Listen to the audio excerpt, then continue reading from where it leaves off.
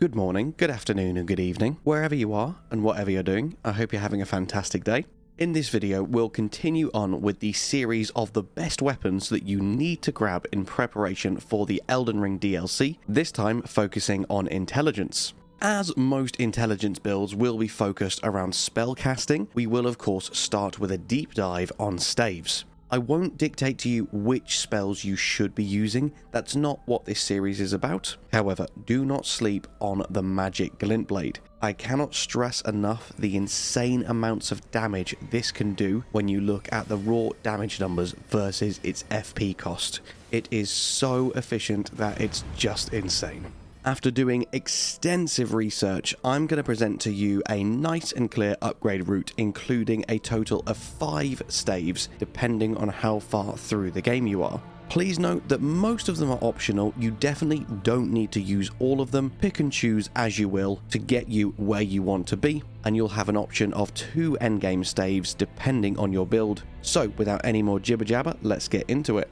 The first staff that you want to get, and probably the most obvious, is of course the meteorite staff. And that is because this cannot be upgraded, but starts with a really solid amount of sorcery scaling. Even though this is deep in the Aeonian swamp in Caelid, you can jump on Torrent right at the start of the game and go and grab this immediately. This also boosts the power of gravity sorceries, including Rock Sling and Collapsing Stars, and Rock Sling can actually be grabbed in the swamp where you have just grabbed this staff. It is a fantastic early game combo and will devastate most enemies. Now, the next one you want to grab is the Demi-Human Queen's staff, and this will carry you through the mid-game. Once this is upgraded to probably around 6 or 7, you'll see it starts to overtake the meteorite staff, provided you also have a decent level of intelligence. When fully upgraded, this is actually the most powerful staff in the game for players from around 10 to 40 intelligence.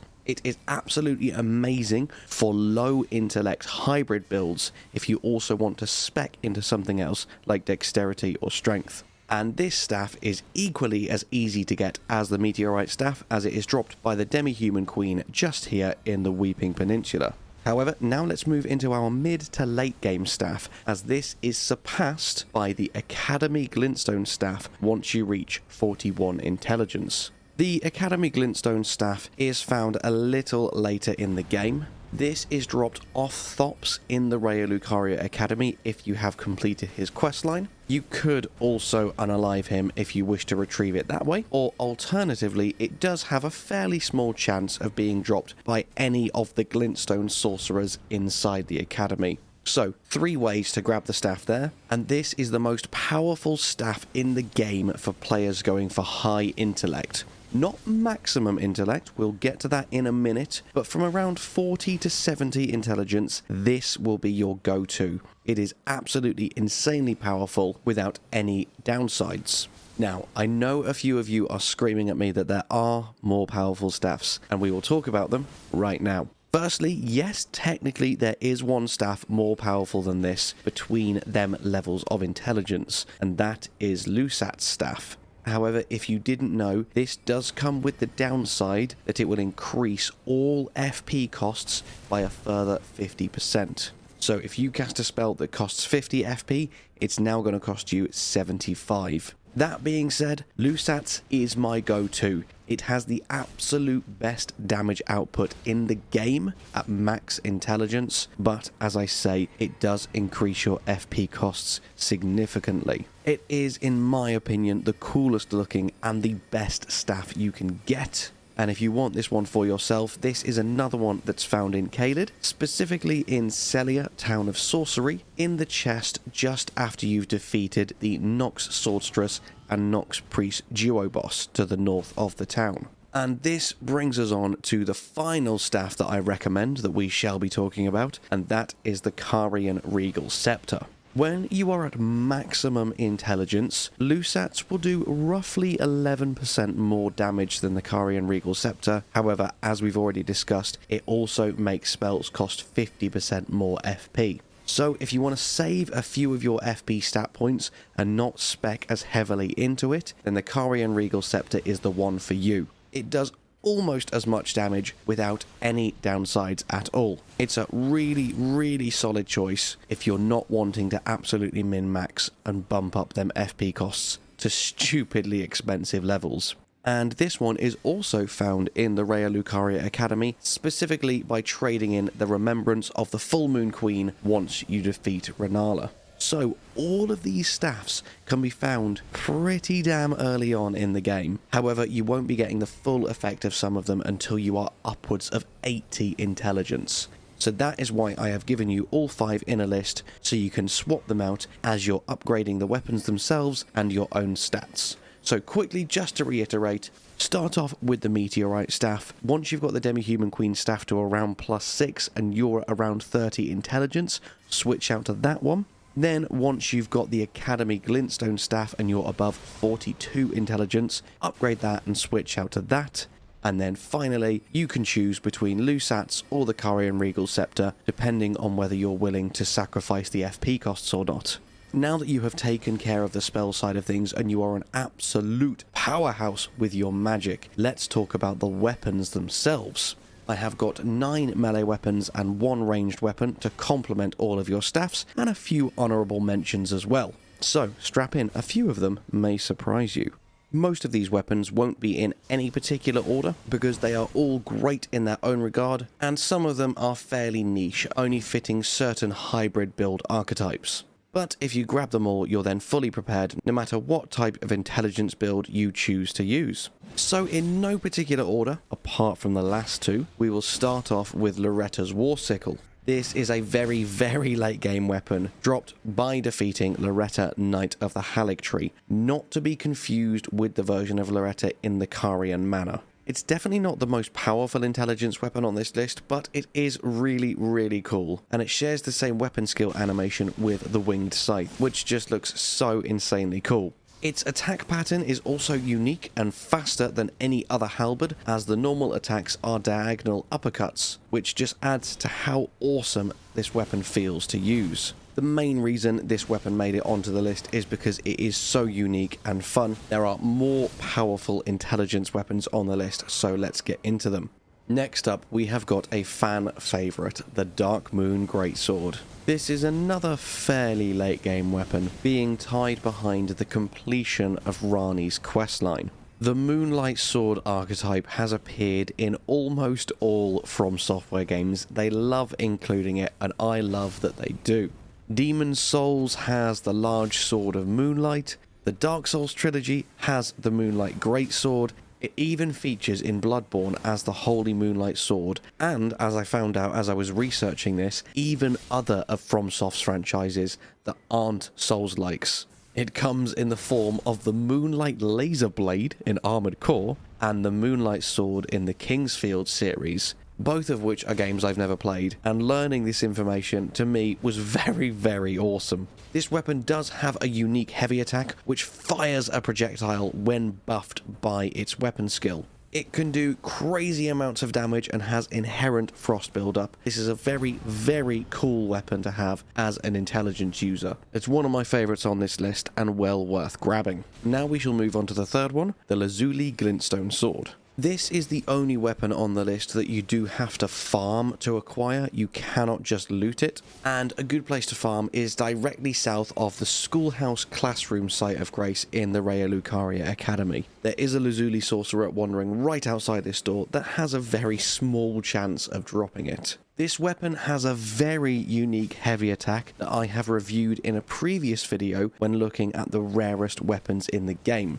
So I won't dwell on it too much here, but for anyone that doesn't know, as you're charging the heavy attack, it will actually act as a block before then lunging forward and slashing. The main reason I've included it on this list is because of its decent intelligence scaling and its weapon skill. Its weapon skill will launch a glintstone pebble, but a follow-up heavy attack will see you thrusting forwards, doing a crazy amount of damage. And if you get good at switching targets quite quickly, you can fire off the glintstone pebble at a weaker target and then quickly switch to the other one, lunging forward, dealing crazy amounts of damage to them, taking out 2 targets with 1 shot. Something like the Karian Knight Sword, which didn't make it onto this list, is better for hybrid casters that also have the same amount of like dexterity or strength, but the Lazuli Glintstone Sword performs much better as a pure intelligence build. Very unique and one you should definitely add to your collection. Next up, we will look at the Death's Poker. This is acquired by defeating the Deathrite bird in Caelid to the southeast of the Aeonian Swamp. And the main reason this weapon is so good is its weapon skill, the Ghost Flame Ignition. Using the weapon art will cause you to summon Ghost Flame as you thrust forwards. Then you can use either a light or a heavy attack to produce 2 different attacks and either cause a line of Ghost Flame or an explosion. And the weapon art builds Frostbite at a significantly higher rate than just attacking with this weapon, and can Frostbite most enemies almost instantly. It is slow and very risky to use, but extremely powerful in the right situations. You definitely want to be using the weapon art 90% of the time if you're using this weapon, as the scaling of the damage of the weapon art is considerably higher than the actual value suggests, dealing crazy amounts of damage at really high levels of intelligence. Finally, the weapon art only scales with intelligence, despite the fact that the weapon itself also scales with strength and dexterity, so it's great for a pure intelligence build, and it can also be boosted by wearing the Spellblade set. Next up, we will look at a fan favourite, the Star Scourge Greatsword. This, I believe, is the most stat-heavy weapon on this list, apart from one of the honourable mentions, so isn't very viable unless you're planning on levelling your character up a crazy amount, or you are going for a hybrid build, as it will require you to have a few points in dexterity and nearly 40 in strength. This technically is more a strength weapon than an intelligence weapon, but it's such an insanely good all-round weapon that I'd have felt I was doing you a disservice if I didn't include it on this list, because it does have magical properties and it is an intelligence sword. The main reason you're using this is the weapon skill Starcaller Cry, which will pull enemies in and stagger almost all of them, leaving them vulnerable to the giant gravity explosion as you slam both swords into the ground, causing insane amounts of damage and knocking most enemies down. It's so stupidly powerful, and you are doing yourself a disservice if you have not used this weapon yet. Go and make a build and tailor it to this sword just so you can try it out. It's one of my favourites, and anyone who's tried it will understand exactly why. Enough swooning over Radahn. Let's move on to a fairly controversial one because of how overpowered it used to be. The Moonveil. All katanas are already some of the most powerful weapons and my favourite weapons in the game. As many people here who watched my Things You Missed series will know, I think 95% of the footage was me just using Unsheath on all enemies. Well, the developers thought, how can we make Unsheath even more powerful? I know, let's add a sweeping beam of magic light onto it. And in that moment, they invented the weapon skill, Transient Moonlight. The reason that the Moonveil is so insanely overpowered. Just look at how easily and quickly it is melting all these enemies. And I should stress that even though my character is very, very powerful, very leveled up in this footage, I am also on New Game Plus 3, so enemies hit hard, have crazy amounts of health, and should not die this fast. The Moonveil does also have the passive bleed build-up that most, if not all, katanas have, but the main reason you'll be using it in your intelligence build is to make the most of Transient Moonlight. It just does crazy amounts of damage very quickly, whilst adding a very unnecessarily imbalanced range element to the already broken Unsheath ability. Great sword, lots of fun, make sure you grab it. And on that note, it is obtained by defeating the Magma Worm in the Gale Tunnel here in Caelid. Before we move on to the top 3 and the ranged weapon, let me just very quickly call out a few honourable mentions. We have, of course, got the Sword of Night and Flame. The reason I couldn't bring myself to put it on this list is the stats are just far too varied. It doesn't fit one particular build. You need fairly high stats in basically every single attribute, and it is as much a faith weapon as it is an intelligence weapon. Great weapon, just not fit for this list. Now, the other 2 intelligence weapons that nearly made it on, but don't quite perform as well as the rest of them for me are Helfen's Steeple, which, don't get me wrong, looks incredibly cool. Its weapon art is absolutely sick, but it doesn't have as much utility and diversity as the other intelligence weapons. It's essentially just a bog standard melee strength sword with a cool magic effect on it. So, good, but not quite good enough. And finally, we have the family heads, which is really fun to use, don't get me wrong, but it's a struggle to use. It's too niche. You are constantly being interrupted, and if you want that ability, just spec into the spell Rancor Call, which is way more powerful and allows you to use a proper weapon rather than relying on the weapon art from the family heads. Now that the honourable mentions are out of the way, let's move into the last 3 weapons. Next up, we're going to take a look at the Death Ritual Spear. As with all of the other weapons on this list so far, just because this is so late on in the video doesn't mean I think it's any better than the rest of them. In fact, it's probably a little bit worse than a few of the others, but the last 2 that'll be coming up in a second are definitely, by far, the best 2 intelligence weapons on this list. Firstly though, let's take a look at the Death Ritual Spear. This is dropped by defeating the Deathrite Bird in the mountaintops of the Giants, so one of the tougher ones in the game. And what you get for it is okay. I've kind of left it on this list because it's super fun and the weapon skill just looks awesome. In the right situation, because of its AoE capabilities, it can be devastating as you see, but the weapon itself isn't that great. It does have a special slashing heavy attack that it shares with the spiked spear, which I actually don't show off in this video because it's not that great up close in melee. Honestly, the only reason you're going to use it is to deal with big packs of enemies from afar with the Spear Call ritual weapon art. It's so unique and funky with this weapon skill, that's why I wanted to include it on the list.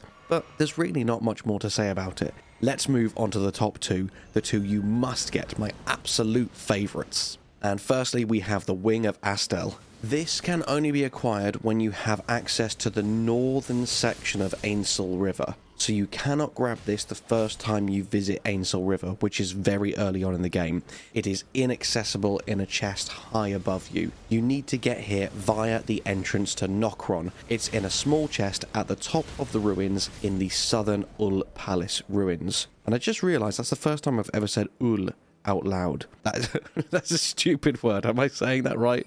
Sounds like I'm just retching. Ooh. For God's sake.